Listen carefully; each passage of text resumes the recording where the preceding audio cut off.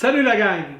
Deuxième vidéo de la série Maraudeur sur le projet que j'ai à faire avec ma moto.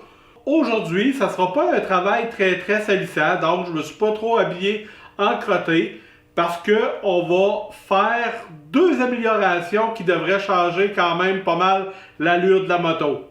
Un petit générique et on commence ça. C'est parti!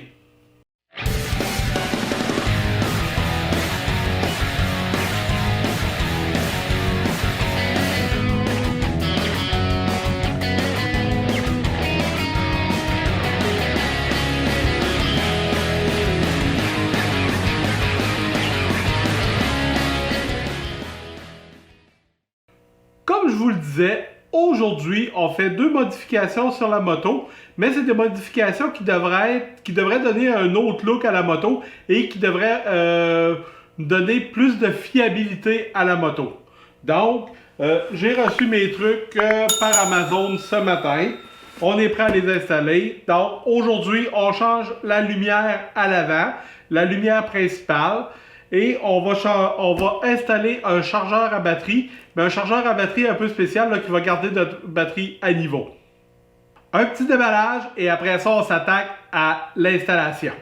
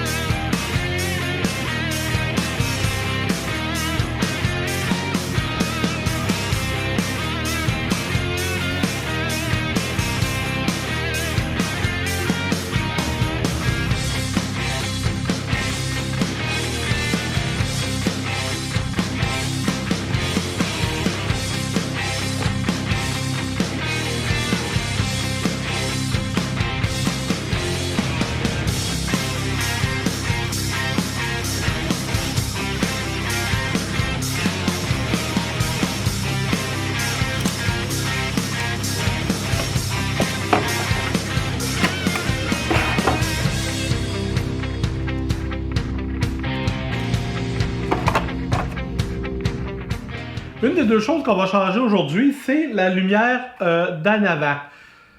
Après quelques utilisations lors de soirées, je me suis rendu compte que la lumière éclairait pas beaucoup, donc ça me donnait pas un éclairage sécuritaire pour aller sur la route. Je trouvais que ça éclairait mal. Donc j'ai décidé pour opter pour un nouveau globe. On va changer le globe au complet. Et c'est un globe OLED. Donc on fait juste le connecter et ça fonctionne. Ça me paraît un peu lourd cependant. On va essayer de l'installer dans le housing et on va voir ce que ça donne. Bon, ben, j'étais un peu déçu de la première partie de mon projet d'aujourd'hui. J'ai pas été capable de changer le globe. En réalité, là, j'ai tout démanché ça. Je me suis comme mis un petit peu dans le trouble, dans le sens que ça a été quand même dur à réaménager. Et le globe qui venait d'Amazon, là, il n'y a pas les fittings qu'il faut pour pouvoir rentrer là. J'ai pas les ajustements, j'ai pas les trucs pour les vis, tout ça. Donc, j'ai été obligé de remettre mon ancienne lumière avec ses défauts.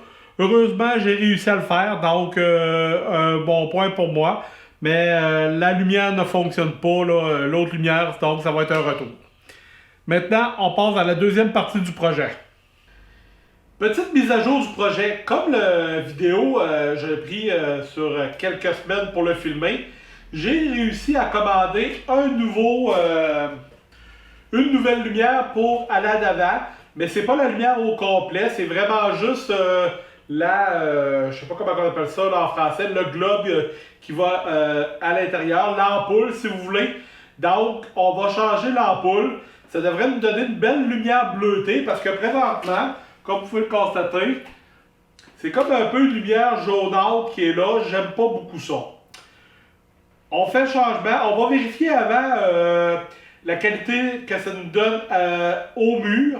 voir la qualité d'éclairage que ça nous donne au mur. Et après ça, on fait le changement, ce qui ne devrait pas être très compliqué, en tout cas, beaucoup moins compliqué que de changer le globe au complet. Le nouveau globe, c'est un globe Sea Light pour moto, c'est bien indiqué dessus. Donc, ça nous dit super brillance, rapidement installable, on va voir ça. Longue durée de vie et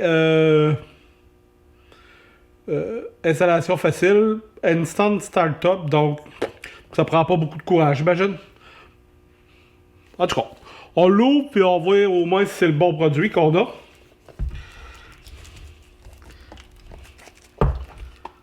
Voilà.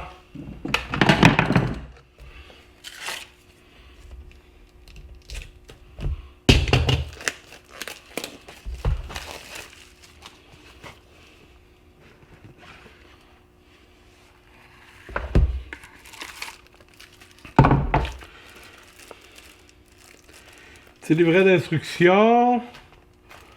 Une paire de gants pour éviter de toucher directement le globe. Et le globe comme tel.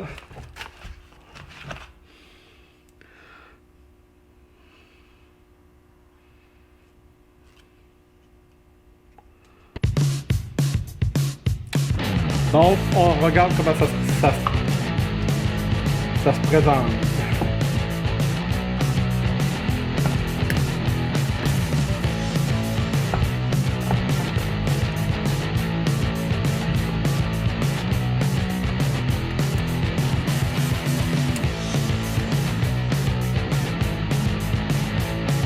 OK. Ça, c'est pas très compliqué.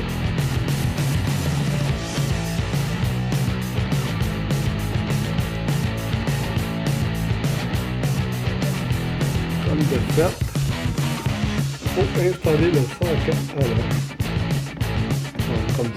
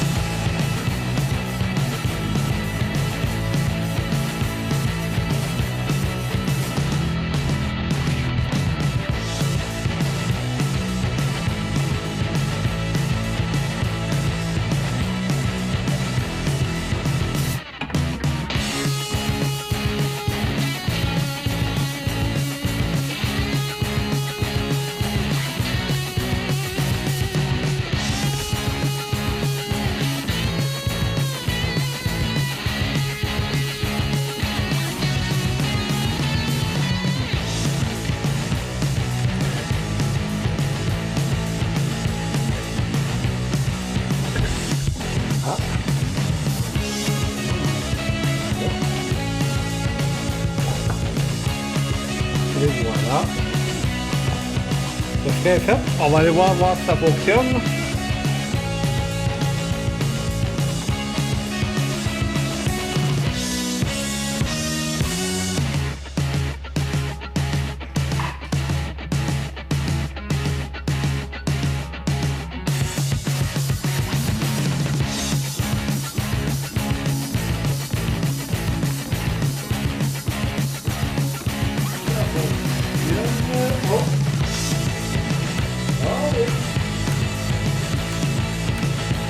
Instant de vérité, on vérifie voir si la lumière est plus blanche.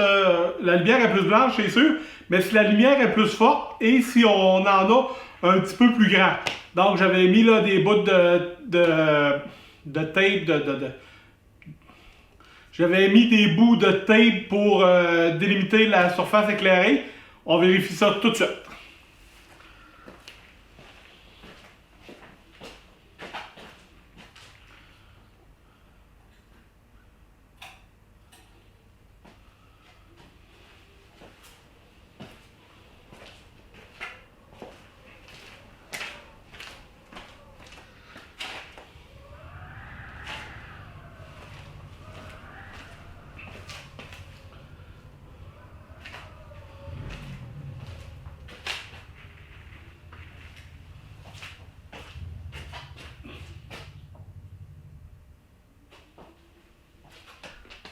Juste avant de passer au projet, je vais vous expliquer le pourquoi du comment. Là, 2 semaines, j'ai fait une petite erreur avec ma moto. Comme vous le voyez, là, la moto est tout le temps rangée dans le garage. Quand je suis arrivé, j'ai arrêté la moto avec le bouton d'arrêt, comme notre cours de conduite de moto nous l'avait montré. Mais j'ai fait une erreur, j'ai oublié de tourner la clé à position off. J'ai laissé la clé sur la moto, étant donné qu'elle était dans le garage. Je me suis dit, bon, ça vaut pas la peine. Voilà. En réalité, j'ai pas passé. Donc, j'ai laissé la clé sur on. Les lumières ont resté allumées pendant X temps. Je m'en ai pas rendu compte. Quand je suis venu pour reprendre la moto, plus rien. Batterie complètement capote, ne veut pas recharger. Donc, achat d'une nouvelle batterie flambant neuve pour mettre dans la moto. Là, je me suis posé la question, comment que je peux éviter que ça se reproduise? Donc, oui, en faisant un petit peu plus attention, c'est sûr. Mais je voulais avoir de quoi qui allait pouvoir garder ma batterie chargée presque en tout temps, là, chaque fois que je vais rentrer la moto dans le garage. Donc, j'ai trouvé sur Amazon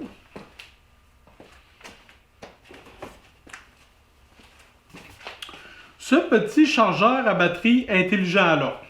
Ça nous vient de la compagnie Datran, je pense.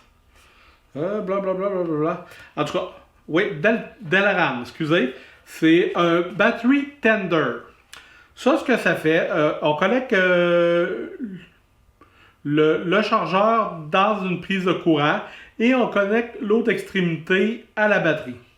Ce que ça fait, c'est que ça ramène notre batterie à son niveau maximum et ça la maintient là en envoyant continuellement une petite charge à la batterie.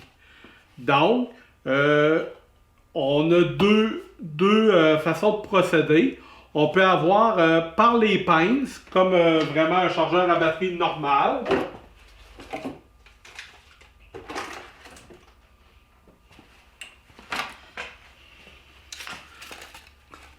Ça, c'est ce qui se connecte dans le mur. On a 12 pieds de fil, donc ce qui est amplement suffisant là, pour pouvoir aller connecter notre batterie. On a deux choix, parce qu'on a un Quick Connect dessus, ce qui est intéressant. On a deux choix. On a soit les pinces, comme un chargeur à batterie normal, qui sont munis d'une fuse pour éviter de surcharger notre batterie ou de créer des courts-circuits. Et on a ici un Quick Connect que je vais vous montrer un peu plus en détail. Donc, on arrive, on plug ces deux choses-là sur notre batterie et on plug cette chose-là après notre fil qui va au mur et ça recharge notre batterie. Là, vous allez me dire, Pierre, il faut que tu rouvres ta moto à toutes les fois pour pouvoir avoir accès à la batterie. Vous avez raison. C'est pourquoi, dans le kit, il est fourni un connecteur qui va se connecter directement sur l'épaule de la batterie.